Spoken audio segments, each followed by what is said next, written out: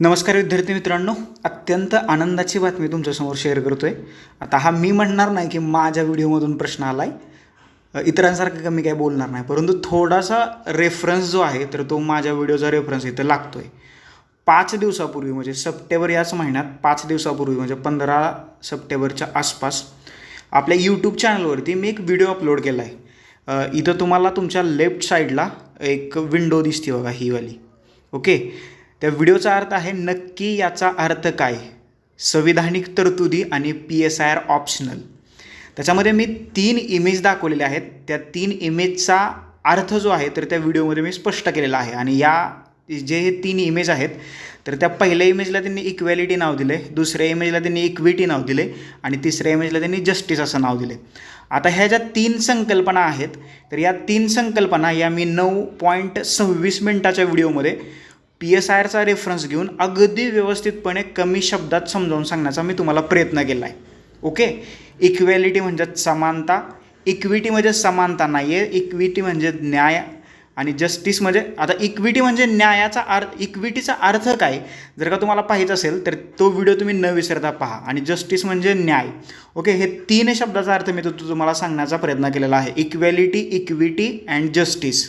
संविधानिक तरतुदी, त्याच्यामध्ये मी अफर्मेटिव्ह ॲक्शन्स, आता हे आलं कुठून, भारतात अफर्मेटिव्ह ॲक्शन्स म्हणून काय वापरलं जातं, आरक्षणाची तरतूद तिथं कशी वापरली जाते, आणि भारतातल्या महिलांची परिस्थिती। लक्षात ठेवा, आपल्याच VJE स्टडीच्या यूट्यूब चॅनलवरती भारतातल्या महिलांच्या परिस्थितीवरती एक विचार मांडणाऱ्या 3 व्हिडिओची सिरीज मी बनवलेली आहे।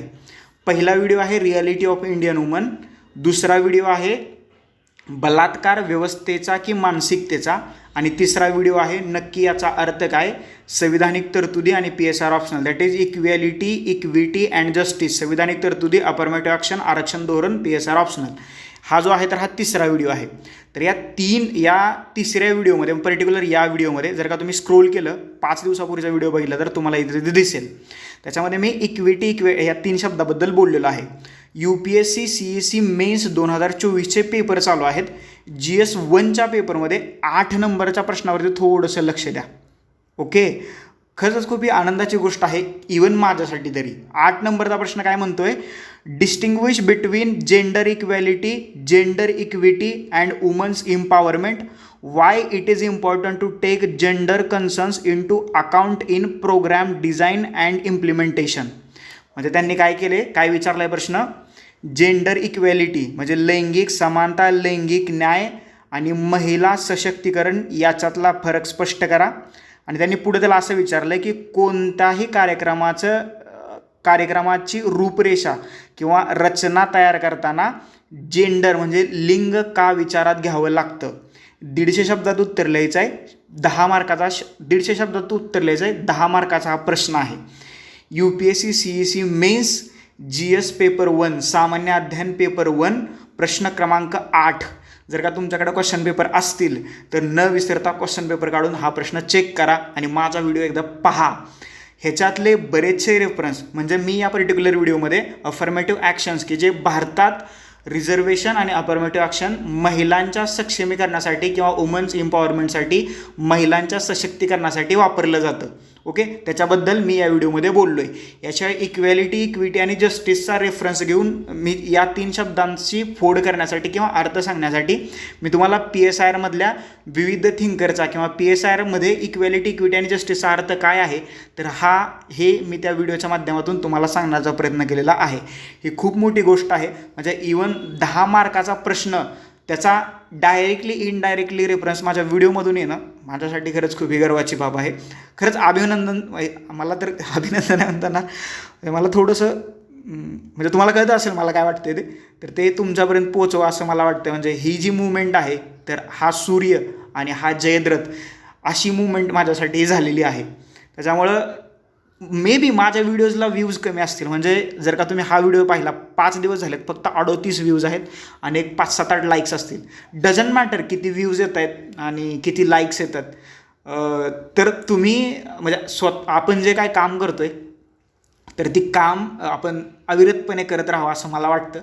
कधीतरी फळ मिळेलच याचा अपेक्षा नेहमी काम करतो आणि आवड म्हणून काम करतोय। माझं तुम्ही कोणतंही काम बघा, कोणताही व्हिडिओ बघा, कोणतेही नोट काढून बघा, की ज्या मी नोट्स क्रिएट करतो आणि आपल्या VJC स्टडीच्या टेलिग्राम चॅनलवरती अपलोड करतोय. जरा म्हणजे जोपर्यंत म्हणजे इवन मी शुद्ध लेखनाच्या चुकासुद्धा मी त्याच्यामध्ये चेक करतो, की काना मात्रा वेलांटी उकार कुठला दुसरा तिसरा झाला आहे की नाही आहे, मिस्टेक्स कमी करतो आणि सगळा ऑथेंटिक डाटा तुमच्यापर्यंत पोहोचवण्याचा मी प्रयत्न प्रामाणिकपणे करतो आहे. 2019 पासून ही जर्नी सुरू झाली, आज तागायत ती सुरू आहे. जर काय नक्कीच याच्यातून लोकांना फायदा होत असेल तर न विसरता मी हे काम करतच राहीन.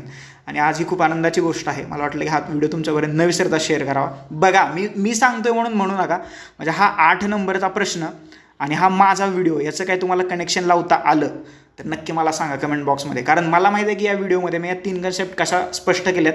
आणि वुमन्स एम्पॉवरमेंटबद्दल तर आपण सिरीज बनवतोय, म्हणजे रियालिटी ऑफ इंडियन वुमन त्याच्याबद्दल पण मी बोललो आहे, त्याच्यात पण वुमन्स एम्पॉवरमेंटबद्दल बोललो आहे. बलात्कार व्यवस्थेचा की मानसिकता हा आत्ताच लेटेस्ट टाकलेला व्हिडिओ आहे, त्याच्याबद्दल सुद्धा मी बोललो आहे, त्याच्यामध्ये सुद्धा मी याच्याबद्दल बोललेलो आहे. तर हे सगळं असं कुठेतरी थोडंसं गणित जुळून यायला लागले. ही खूप मोठी गोष्ट आहे, खूप मोठी माझ्यासाठी अचिव्हमेंट आहे. चला, त्या मानाने आज काहीतरी नवीन वेगळं तुमच्याबरोबर शेअर करायला मिळालं. याशिवाय अजून एक आनंदाची बातमी सांगतो. आपण पर्सनल मेंटरशिप लॉन्च केलेली आहे.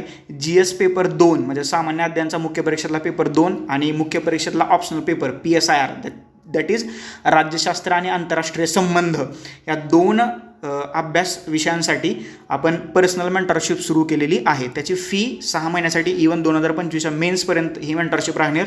याची फी फक्त 999 रुपये आहे. जर का कोणाला घ्यायची असेल तर डिस्क्रिप्शन बॉक्समध्ये माझा कॉन्टॅक्ट नंबर दिलेला आहे, त्याच्यावरती तुम्ही मला संपर्क साधू शकता. तर थँक्यू सो मच, धन्यवाद मित्रांनो. असंच व्ह्यूज कमी असू द्या, लाईक्स कमी असू द्या, डझंट मॅटर. जर का व्ह्यूज आणि लाईककडे मी बघत बसलो असतो तर मागच्या 1-2 वर्षातच मी यूट्यूब चॅनल बंद केलं असतं. तुम्हाला माहिती आहे, जे लोक मला पहिल्यापासून ओळखतात, मी 2-3 चांगल्या वेबसाईट्सवरती शिकवतो, तोपर्यंत ते सोडून म्हटलं की चला आपलं यूट्यूब करूया. ओके, तर तुम्हाला काय वाटतं नक्की खाली कमेंट बॉक्समध्ये कमेंट करून व्यक्त व्हा. मला तर खूप आनंद झाला आहे. मे बी तुम्हाला आनंद झालाच असेल तर प्लीज कमेंट बॉक्समध्ये तुम्हाला काय करायचं ते असं करून टाका. थँक्यू सो मच, धन्यवाद मित्रांनो. व्हिडिओला आवडला असेल तर लाईक करा, जास्तीत जास्त लोकांपर्यंत शेअर करा आणि चॅनलवरती नवीन असेल तर सर्व चॅनल सबस्क्राईब करा, शेजारी बेल आयकॉन दिली ती प्रेस करा, जेणेकरून नवीन व्हिडिओचे नोटिफिकेशन सर्वात पहिल्यांदा तुम्हाला येतील. थँक्यू सो मच, धन्यवाद. असंच प्रेम, असाच सपोर्ट आणि हे जे तुम्ही काय करताय ते असंच माझ्यासोबत राहू द्या. पुन्हा एकदा तुमचा आभार आणि धन्यवाद.